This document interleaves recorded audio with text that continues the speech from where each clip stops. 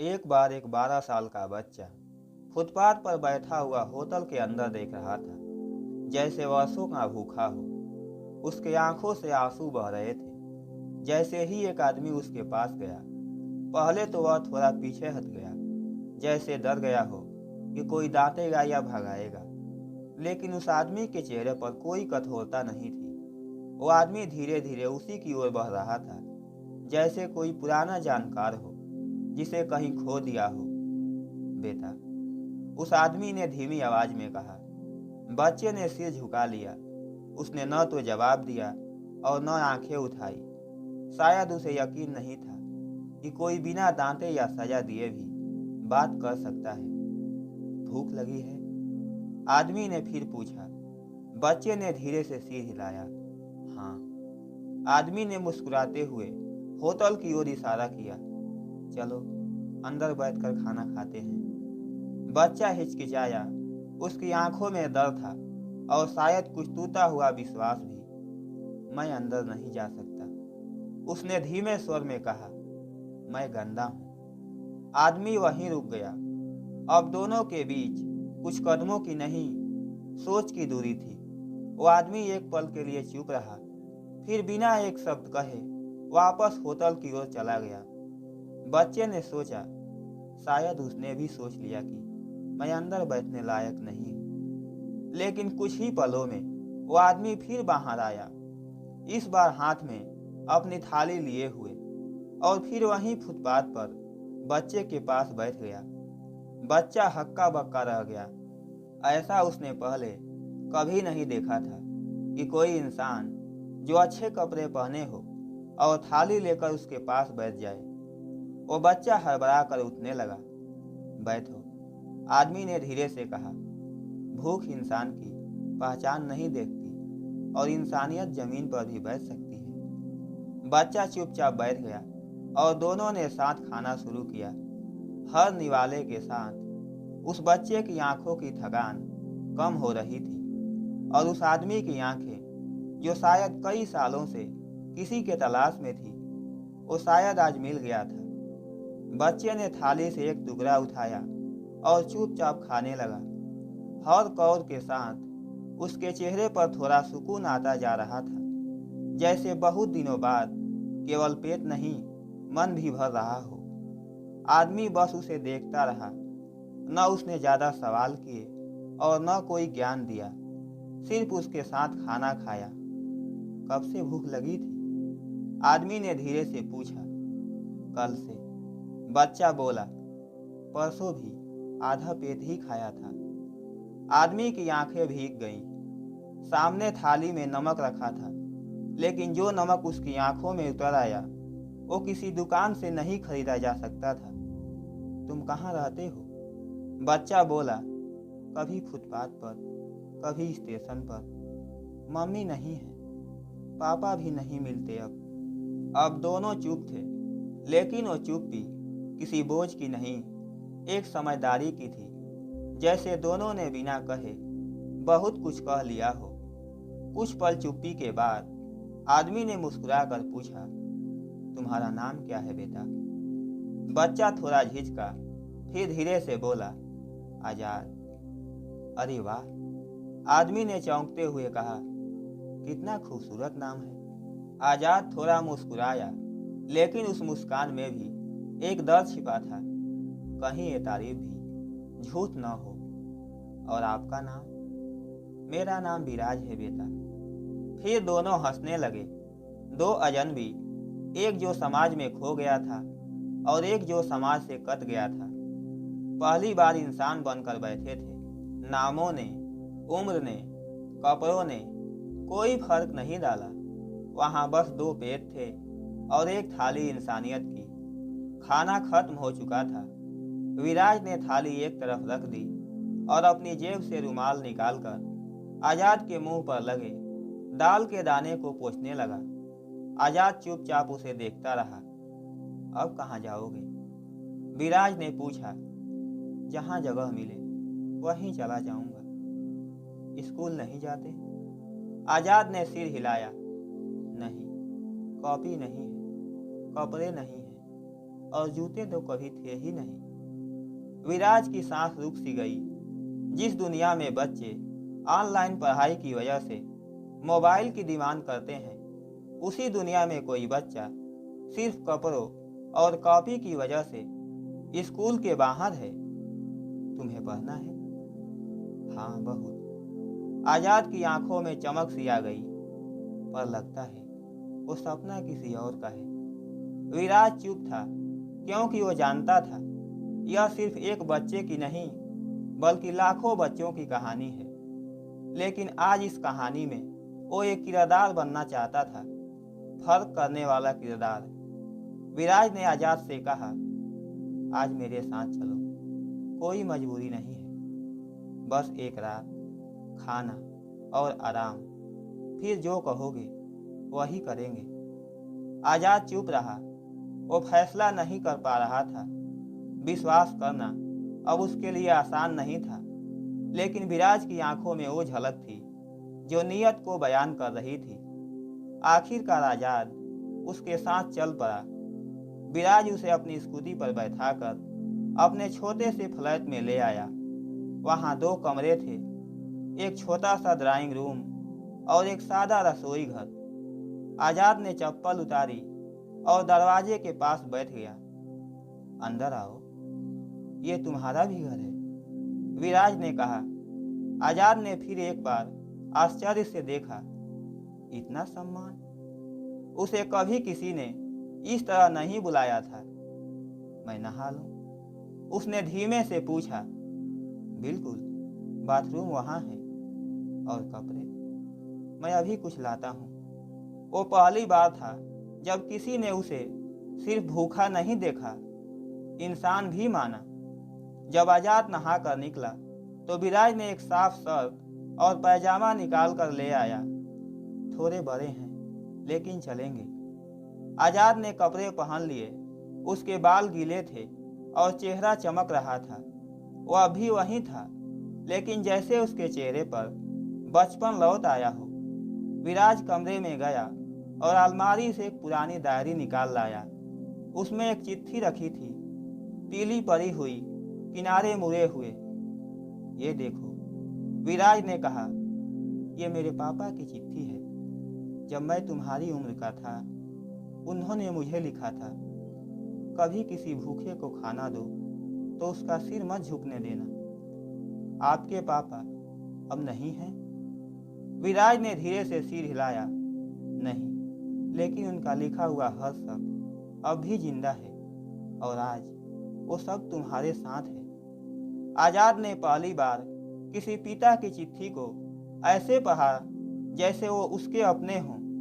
आजाद थोड़ा बहुत पढ़ना जानता था। रात को विराज ने आजाद के लिए बिस्तर लगाया। हल्की सी हवा चल रही थी और खिड़की से बाहर शहर की रोशनी दिख रही थी। कल क्या करेंगे? आजाद ने पूछा। कल हम स्कूल चलेंगे और तुम्हारा दाखिला कराएंगे, पर स्कूल में फीस लगती है ना? हाँ, लेकिन मैं हूं ना, वो मैं सब संभाल लूंगा। आजाद मुस्कुराया। आपको क्या मिलता है इससे? विराज ने उसकी तरफ देखा। शांति। मेरे पापा कहते थे, अगर तुम्हारी वजह से कोई बच्चा मुस्कुराए तो समझो तुम्हारी जिंदगी सफल है। आजाद ने चुपचाप सिर झुका लिया। पहली बार उसने अपने जीवन में कोई सपना देखा था, स्कूल का सपना, किताब का सपना और एक थाली इंसानियत की। अगली सुबह विराज और आजाद स्कूल पहुंचे। स्कूल के गेट पर खड़े गार्ड ने उन्हें संदेह भरी नजरों से देखा। किससे मिलना है? गार्ड ने पूछा। प्रिंसिपल सर से। आजाद का दाखिला कराना है, विराज ने आत्मविश्वास से जवाब दिया। प्रिंसिपल ने दोनों को बैठाया और पूरी बात सुनी। सर, यह बच्चा पढ़ना चाहता है, इसके पास कोई दस्तावेज नहीं है, लेकिन दिल में जज्बा है। क्या कुछ मुमकिन है? प्रिंसिपल कुछ देर चुप रहे, फिर बोले, हम इसे दाखिला दे सकते हैं, लेकिन आधार, फोटो और एक शपथ पत्र चाहिए होगा। विराज ने कहा, मैं बनवा दूंगा सब कुछ, बस दाखिला हो जाए। प्रिंसिपल मुस्कुराए। आजाद की आंखों में अब चमक थी। फिर विराज ने सारे दस्तावेज बनवाए और स्कूल में दाखिला हो गया। अगली सुबह आजाद स्कूल की ड्रेस में तैयार हुआ। ड्रेस थोड़ी बड़ी थी, लेकिन उसकी मुस्कान से सब कुछ फिट लग रहा था। विराज उसे स्कूल छोड़ने गया। आजाद गेट पर पहुंचा तो कई बच्चों ने उसे अजीब नजरों से देखा। कौन है ये? एक बच्चे ने फुसफुसाते हुए पूछा। कभी फुटपाथ पे भीख मांगता था, अब स्कूल आया है। दूसरे ने हंसी उड़ाई। आजाद चुपचाप अंदर चला गया। पहली घंटी बजी। टीचर ने उसका परिचय कराया। बच्चों, ये आजाद है, नया विद्यार्थी है। कुछ ने तालियां बजाई, कुछ ने नजरें चुराई, लेकिन आजाद डेस्क पर बैठकर केवल एक चीज सोच रहा था, अब पीछे नहीं मुड़ना। विराज गेट के बाहर खड़ा था और खिड़की से देख रहा था। वो मुस्कुराया। ये शुरुआत थी उसकी लड़ाई की, जिसमें वो अकेला नहीं था। कक्षा में जब आजाद से पहला सवाल पूछा गया, ए से क्या होता है, उसने धीरे से जवाब दिया, एप्पल। क्लास में तालियां बजी, लेकिन पीछे से किसी ने फुसफुसाया, अबे ये भी याद कर लिया क्या, भीख मांगते मांगते। आजाद ने कुछ नहीं कहा। उसकी मुट्ठियां भींच गईं।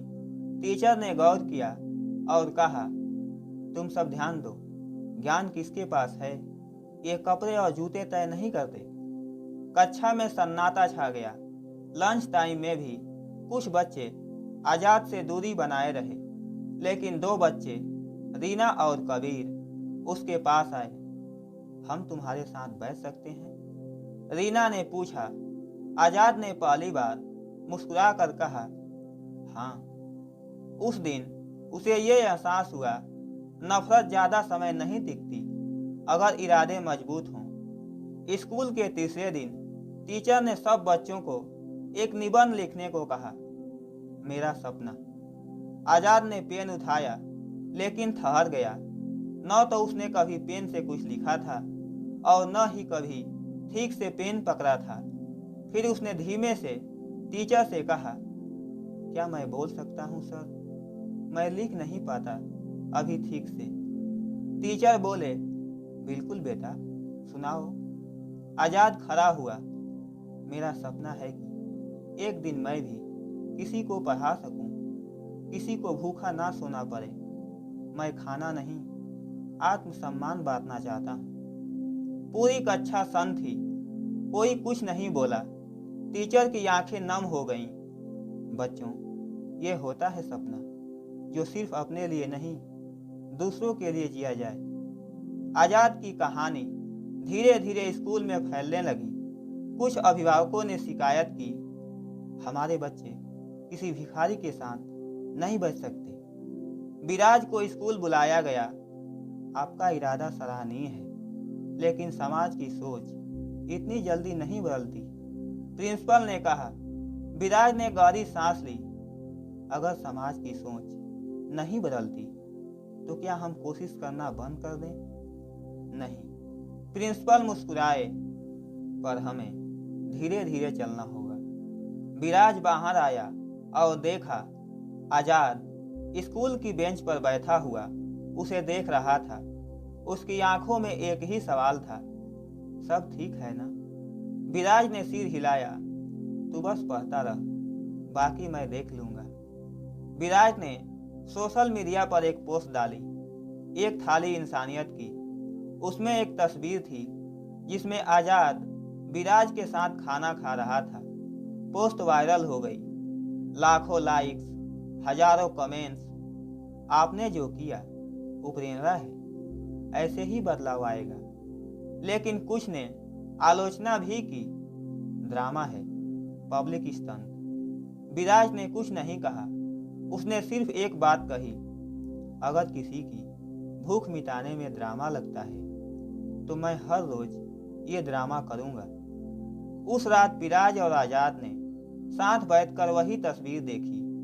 आजाद ने कहा, मैं भी एक दिन किसी को थाली में इज्जत दूंगा। स्कूल में एक प्रतियोगिता हुई, सामाजिक बदलाव का विचार। आजाद ने हिस्सा लिया।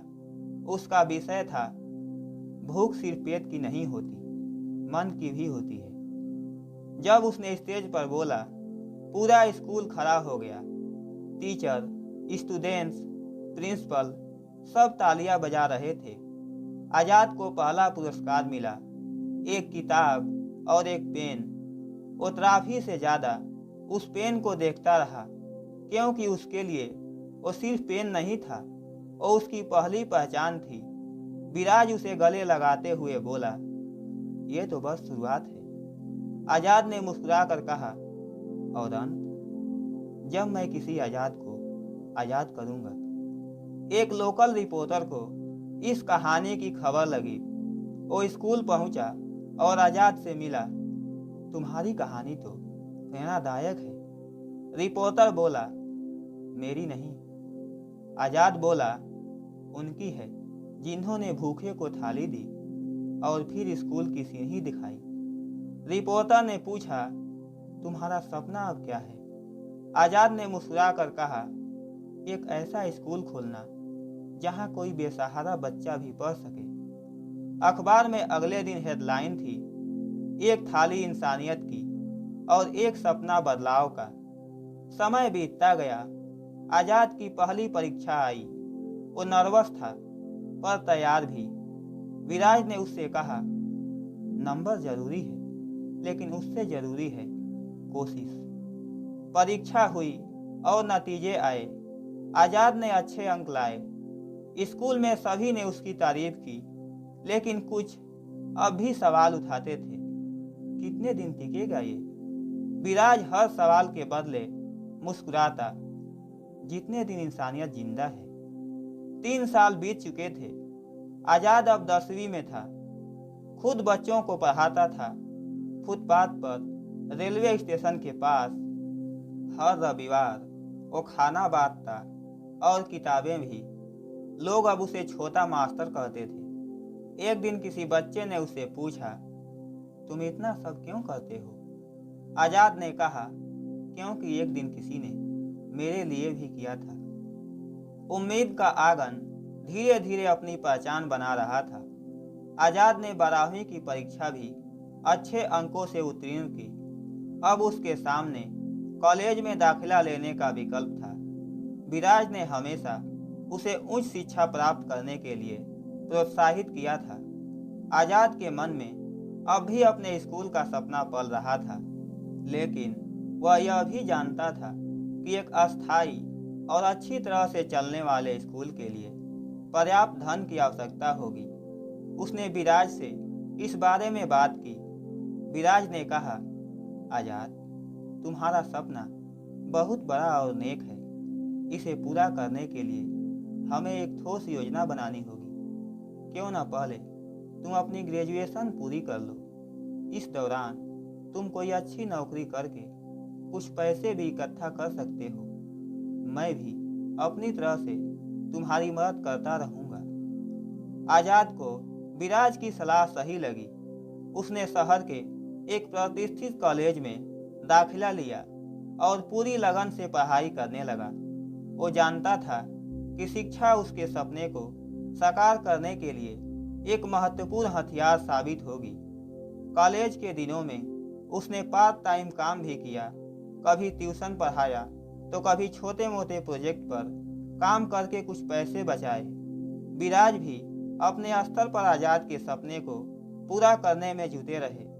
उन्होंने अपनी बचत को बढ़ाया और कुछ पुराने संपर्कों से बात करके संभावित दानदाताओं की तलाश शुरू कर दी। एक थाली इंसानियत की कहानी अब भी लोगों को याद थी और कई लोग आजाद के अगले कदम में उसका साथ देना चाहते थे। ग्रेजुएशन पूरी करने के बाद आजाद को एक अच्छी कंपनी में नौकरी मिल गई। उसने पूरी ईमानदारी और मेहनत से काम किया। उसका लक्ष्य सिर्फ पैसे कमाना नहीं था, बल्कि एक ऐसा अनुभव भी हासिल करना था जो उसे भविष्य में अपना स्कूल चलाने में मदद करे। उसने प्रबंधन, वित्त और लोगों से व्यवहार करने के तरीके जैसी जरूरी बातें सीखी। इन सालों में आजाद और विराज का रिश्ता और भी गाढ़ा हो गया था। वे पिता पुत्र की तरह एक दूसरे का सहारा थे। हर रविवार को वे उम्मीद का आंगन जाते और स्कूल के भविष्य की योजनाएं बनाते। लगभग 5 साल की कड़ी मेहनत और बचत के बाद आजाद के पास अपने स्कूल के लिए पर्याप्त शुरुआती पूंजी जमा हो गई थी। विराज ने भी अपनी बचत का एक बड़ा हिस्सा आजाद को दिया। अब उनका सपना साकार होने के करीब था। कुछ महीनों की अथक मेहनत के बाद उम्मीद का आंगन एक नए रूप में तैयार था। उसमें हवादार कक्षाएं थी, एक छोटा सा पुस्तकालय था और बच्चों के खेलने के लिए एक सुंदर प्रांगण था। स्कूल के उद्घाटन के दिन आजाद भावुक हो गया।